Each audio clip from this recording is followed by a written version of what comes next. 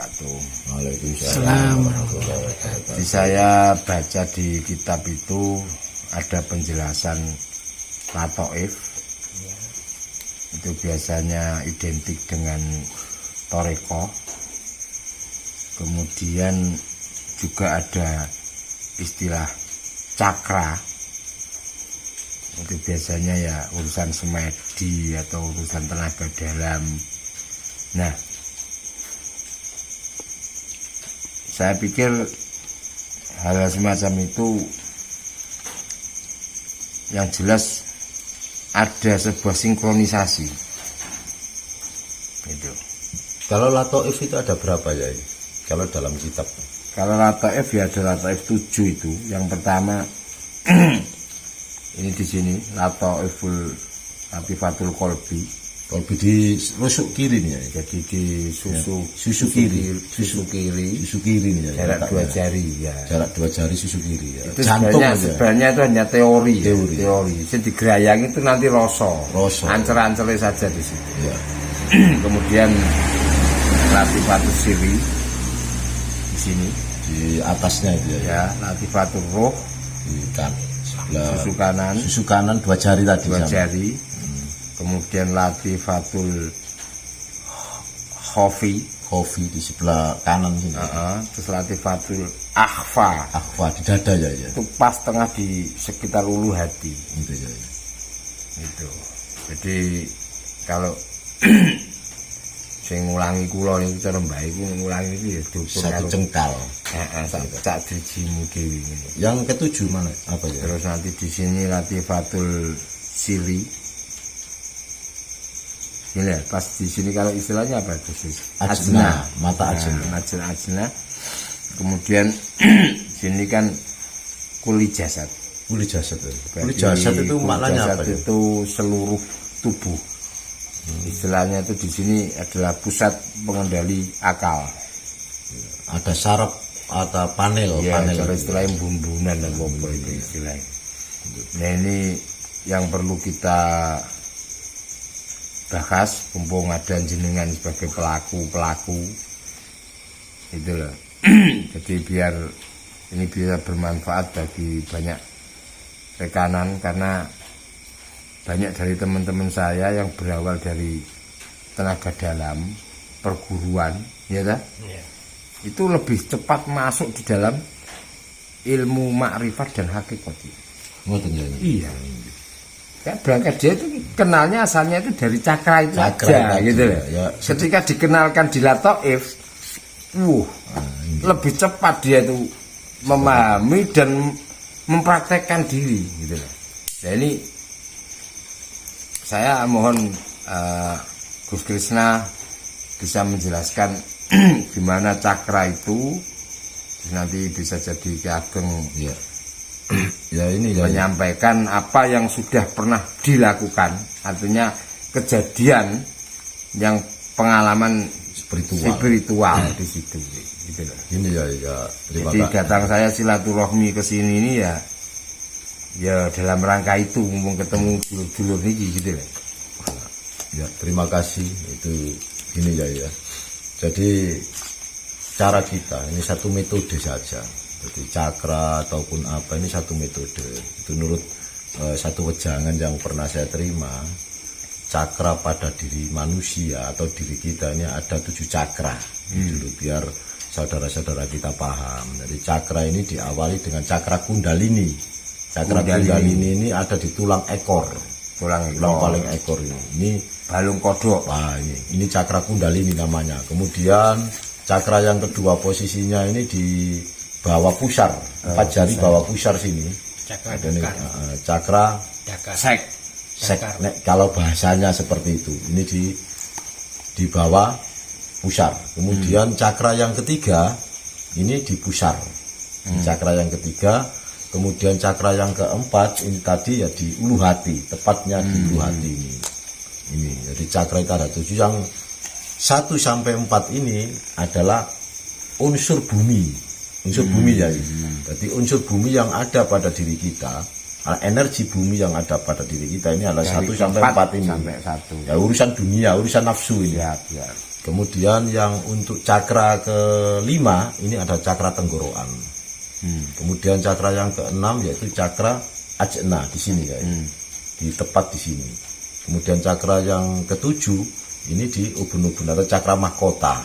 Ini dari urutan yang nomor 5, 6, 7 ini adalah eter, kalau bahasanya itu urusan ilahiyah.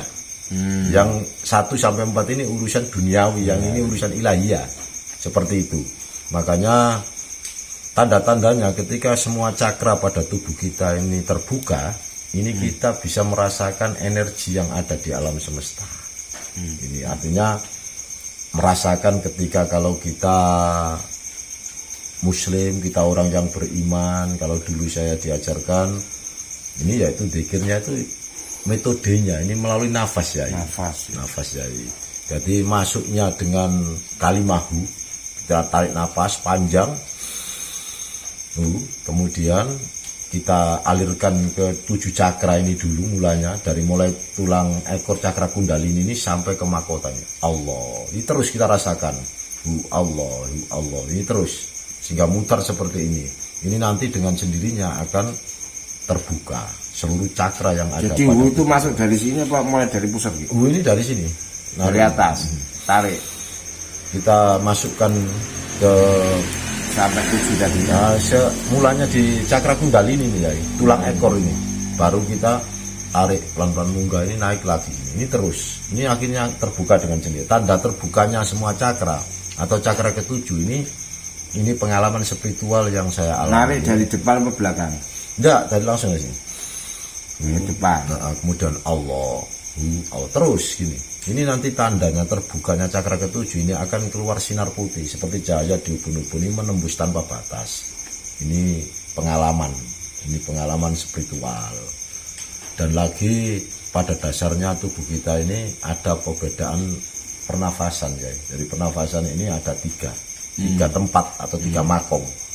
Kalau bahasanya pernafasan Adam, pernafasan Muhammad, pernafasan Nurullah. Pernafasan Nur Adam, Nur Muhammad, Nurullah. Nur Adam sama gitu. Kalau sini kan Muhammad. Ya, ini tepatnya kalau pernafasan Adam ini tepatnya di pusar ya. Pusat pernafasannya ini biasanya di pusar. Ini biasa digunakan saudara kita yang belajar ilmu tenaga dalam. Dan ini urusannya untuk tubuh, untuk fisik power. Duniawinya tinggi biasanya kurang. Kalau menjalankan pernafasan, sering melakukan pernafasan Adam, Nur Adam ini nafsu duniawinya untuk dunia. Duniawinya tinggi, nafsu seksnya, nafsu segalanya tinggi. Kemudian pernafasan Nur Muhammad di sini, diletaknya di.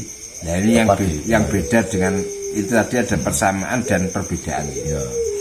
Jadi kalau tadi yang disampaikan ada 7 titik cakra. Nah ini ketika menyangkut di latoif itu kan nyamping. Ya. Ya itu. Nah ini ya. Kalau yang dari Muhammad keempat sampai ke atas. Ya. Kalau yang ilahiyah ini pernafasan Nurullah ini terletak di ubun-ubun. Biasanya orang yang menjalankan pernafasan Nurullah ini biasanya ya urusan dunia biasa dengan sendirinya ini juhud dunia sudah lepas, seakan-akan ya dia sudah tidak berpikir. Tapi kalau menggunakan pernafasan di perut termasuk pernafasan Adam ini nafsu duniawinya pasti tinggi. Ini sudah dikaji ya. Dan pernafasan ini kalau sudah terbuka semua seluruh tubuh kita, cakra-cakra tubuh kita, insya Allah kita bisa merasakan energi yang ada di alam semesta ini. Dan ini bisa dimanfaatkan, diolah. Karena pada dasarnya kita ini adalah sambungan dari energi alam semesta. 5 unsur. 5 unsur tadi ini kita masukkan. Nah ini kalau para ulama, kiai kita barengi nafas kita itu dengan zikir Allah.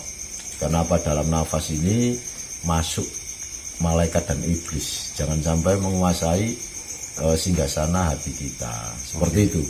Makanya daripada kalau saya sendiri daripada kita mengambil kekuatan alam, ya kita mengambil kekuatan Allah saja, selesai. Dan cahaya ada 2, ada nur, ada nar. Ya itu, makanya biar kita ketauhidan kita itu ya. Nur.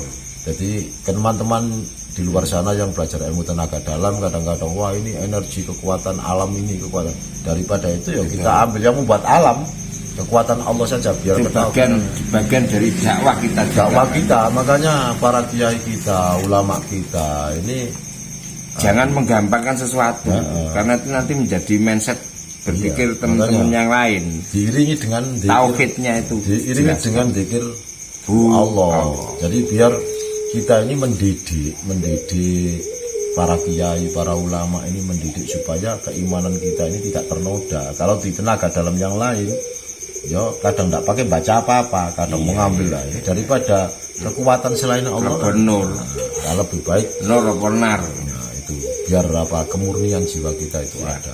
Untuk Gus Krisna ditambahkan barangkali pengalaman spiritualnya seperti apa? Assalamualaikum warahmatullahi wabarakatuh. Waalaikumsalam warahmatullahi wabarakatuh. Dari cakra sudah dibahas oleh Inti. Saya sedikit tentang ada keselarasan di mana keselarasan cakra dan latoif itu. Sebenarnya berkesinambungan.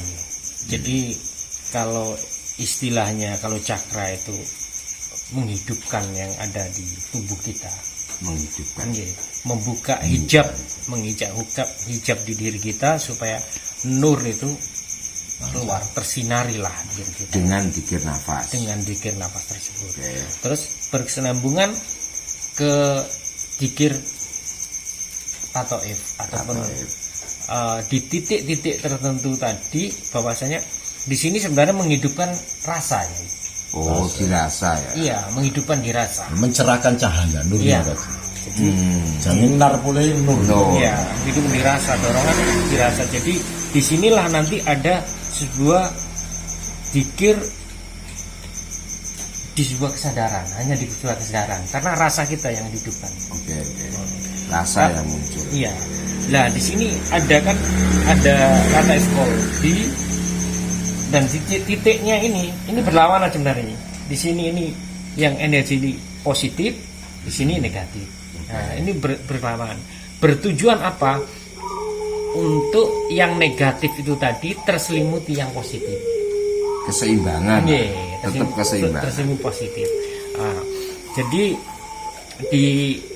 ada dari Mbak Yai dulu ngajari untuk menghidupkan di latif letak nokta, bahasanya di nokta terminal lah. Ya, di titik, bahasa saya terminal zikir. Iya, di titik-titik itu tadi dihidupkan. Kalau Yai dulu ngajari jika tarik itu ya latif, keluar Allah, ya latif Allah. Jadi rasa yang di situ yang bahasanya itu kalau memang di hati, telinga hati yang didengungkan di situ ya di detak jantungnya itu. Itu yang detak jantungnya itu tergantung niatannya mana yang dihidupkan. Nah, sebenarnya kalau diambil garis bahwasanya intinya semua ini sebenarnya menghidupkan nur pada diri kita. Kan gitu. Tinggal ya latif. Yang latoif itu lebih mengarah kepada nafsu. Karena menyangkut rasa. Iya, mengendalikan rasa, pengendalian rasa lebih halus. Lebih halus. Karena rasa yang disambungkan dengan sang maha rasa, sang maha jati itu tadi. Monggo yang ditambahkan. Iya. Jadi intinya tadi ada kesinambungan di urusan cakra dengan latoif. Terus kendaraannya itu pakai nafas. Saya kira ya sangat masuk. Karena gini, manusia hidup tandanya hidup adalah nafas. Nafas adalah perjalanan takdir. Kalau kita mau angen-angen, keluar masuknya nafas itu otomatis tanpa kita suruh, itu naluriya. Mestinya kita itu mau berpikir yang menjalankan nafas itu siapa? Allah. Makanya supaya ya tetap dakwah kita lakukan, ya kan? Daripada nanti sisi pos negatif yang banyak masuk, diniati nurullah ya, masuk kekuatan Allah, rahmatnya Allah. Yang kedua, bukti syukur adalah nafas. caranya syukur nafas zikir. Nah, saya pikir ini ono bejo, ono cilaka, ono apes sih ngono. Itu mungkin kita kurang nyukuri napas nih. Napas itu keluar dengan sendirinya, masuk dengan sendirinya, padahal itu semua dipertanggungjawabkan. Nafas itu dipertanggungjawabkan. Makanya nafas ini kalau kita mengetahui rahasia nafas, kita mengetahui rahasia hidup. Karena banyak yang terkandung tersirat di dalam nafas itu luar biasa. Nafas ini adalah salah satu metode atau metode tercepat itu menurut saya pribadi, versi saya, untuk bisa mencapai kemakrifatan, merasakan zikir, nikmatnya zikir dengan nafas ini. Kalau cakra kita sudah terbuka, insya Allah zikir-zikir kita ini bisa kita rasakan dan nikmat. Iya. Dan ini metode saja. Dan orang yang membaca Al-Quran, itu sing enak, kemudian bisa merasuk di diri, itu mereka mesti ngatur napas dengan seirama itu. Iya. Saya pikir seperti itu. Makanya ya metode untuk bisa membuka cakra tubuh kita ini sedikit biar enggak mentah nanti. Nah, biar enggak sampai mentah, metode yang kita lakukan untuk membuka cakra tadi, ini kita melakukan zikir nafas itu kalau wejangan yang saya terima dulu, ini adalah dengan menggunakan nafas, kita tarik nafas ini ketika kita masukkan ini nurullah, kekuatan Allah, rahmat Allah, ini kita masukkan ke dalam nurnya, kita masukkan ke dalam tubuh kita dan kita rasakan. Kemudian kita lepas Allah ini dari seluruh tubuh kita, unsur tubuh dohiriyah kita, bulu, kulit, otot, daging, balung, sumsum ini lengkap dengan daging ini 7 lapis. Ini akan terasa. Kemudian menggerakkan 360 otot, menggerakkan seluruh. Dan setelah kita rasakan, kita lebur sekalian ke langit kita ya. Langit kita sendiri itu ketek-ketek musik, iling angen-angen ya. Ketek-ketek musik, iling angen-angen. Jadi ini kita rasakan. Ini kita rasakan di dalam tubuh kita. Sehingga kalau ini sudah kita masukkan, ini nurullah terpancar. Yang selama ini mungkin terhijab dengan nafsu-nafsu kita, terhijab dengan macam-macam, ini lebur dengan sehingga kita bisa merasakan, sehingga kita memiliki kepekaan di alam semesta ini. Kita bisa merasakan nikmatnya zikir, manisnya zikir, dan kuncinya istiqomah. Nggak mungkin serta merta kita bisa. Nah, ini bisa dipraktekkan, minimal lah 2 jam 40 hari. Jadi 40 hari nggak boleh putus sekali saja nggak bisa. Kalau saya dulu insya Allah nggak, istiqomah itu 3 tahun lebih. Jam 40 hari. 3 tahun lebih. Jadi kalau ingin membuktikan silakan dibuktikan saja. Zikir napas ini lakukan 2 jam mulai jam 12 turun jam 2. Terus setiap hari sampai 40 hari nanti akan terasa. Dan nanti pasti akan ada keistimewaan. Nah, ini harus istiqomah. Akan melihat perubahan diri. Ya, perubahan diri ada. Bahkan kita melihat tidak hanya rasa saja, kita melihat nurnya, cahaya. Artinya di situ masuk pada ma'rifatul nur. Katanya ada orang sampai bisa melihat warnanya nafas gitu. Ya bisa. Itu kalau tahu urus istiqomah bisa. Saya dulu insya Allah melakukan ini. Dan ada riset itu juga. Iya. Jadi warna aura itu ada atau energi ada. Makanya orang-orang barat ini dikaji betul. Ada rahasia apa di pernafasan ini. Iya. Sehingga nafasnya orang warnanya beda-beda ya. Sampai iso ngarani oksigen. Itu bisa. Makanya ada warnanya. Rumus-rumus ini. Ada warnanya. Tergantung tingkat apa ya bahasa spiritual seseorang. Kalau orang itu spiritualnya tinggi, ya auranya cemerlang. Kalau orang itu susah, lagi susah, bingung, auranya suram. Ini ada alat. Kalau di luar ada, Jepang ada. Saya kira kalau alat itu bisa dilihat gini loh. Jadi kalau orang itu sakit, kan pucat gitu. Berarti kan energi listrik yang ada di dalam dirinya kan mesti ngedrop. Kan ngono. Sehingga mempengaruhi rasa lah gitu. Keadaan mangan, lambe pahit. Dan ini ya, makanya kita ini perlu zikir, perlu wirid, perlu melakukan itu. Karena apa? Tubuh kita ini banyak unsur bumi. Unsur bumi ini kandungan unsur ion negatifnya itu banyak. Makanya kita dengan zikir mengambil nur ini unsur langit. Jadi sehingga keseimbangan antara unsur bumi dan unsur langit. Sehingga dengan banyak zikir ini akhirnya imbang, nggak terlalu duniawinya ini. Karena bumi ini unsurnya negatif keseimbangan dan langit ini unsurnya positif. Siap. Begitu pula dengan tubuh kita dinamakan manusia, jasad dari bumi, roh ini dari Allah langit. Nah ini harus sinambung. Makanya kita penting sekali untuk Ibu Pertiwi Bapak Angkoso. Ngono ya. kira-kira seperti itu ya. Iya. Coba saja praktekkan 40 hari dan bisa dibuktikan. Kalau Ya kalau pengalaman Gus Rizal gimana? Kalau pengalaman yang sering dilakukan sih dalam istiqomah tersebut dulu dan hingga saat ini dengan cara mengendap dulu. Jadi Mengendap. pikiran ini perasaannya dinep. Oke. Habis itu ning di situ. Neng dulu, ning dengan cara diam, hening di situ sambil merasakan nafas kita keluar masuk ini memuji Allah itu tadi. Dan menghadirkan kekuatannya Allah, energi yang sangat besar dengan kita. Kesadaran itu menyaksikan di situ. Ya. Insya Allah 1-2 jam nggak terasa. dan nafas ini Gus, nafas ini zikirnya Nur Muhammad. Makanya Allah tidak akan pernah menolak zikir sang kekasih. Nah, ini nafas ini zikirnya Muhammad. Roh kita ini Nur Muhammad kan. Nah, Jadi, oleh sebab itu sih maka sebetulnya di titik-titik situ cakra rahasianya. tadi atau titik nokta latoif Terminal. tadi Terminal. akan terpancarkan oleh Nuh. Sebetulnya kesinambungannya sangat luar biasa. Tadi ketika cakra sudah terbuka, ini kan energi umum netral. Iya. Nah, kita membangun jiwa kita untuk lebih positif, lebih religius. Nah, latifah tadi ya ini untuk membentuk rasa tadi, Artinya karakter. Islam ini kan menyempurnakan. menyempurnakan. Jadi kalau kita hanya melajari cakra saja, wong ini kalau sudah bisa ini dibuat Kalau gampangannya jelek, gini ya gitu. bisa.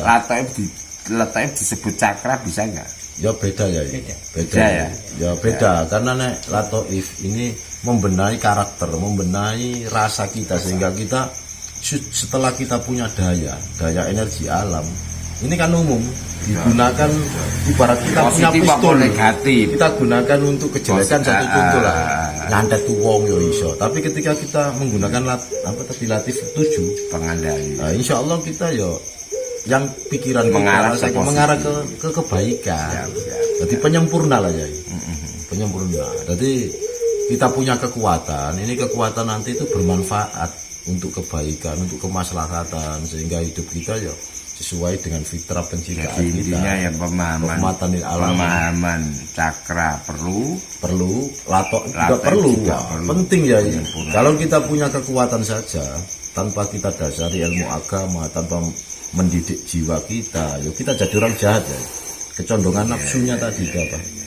Nah itu di situ. jadi kembali kepada akhlak ya, Ya nanti membentuk.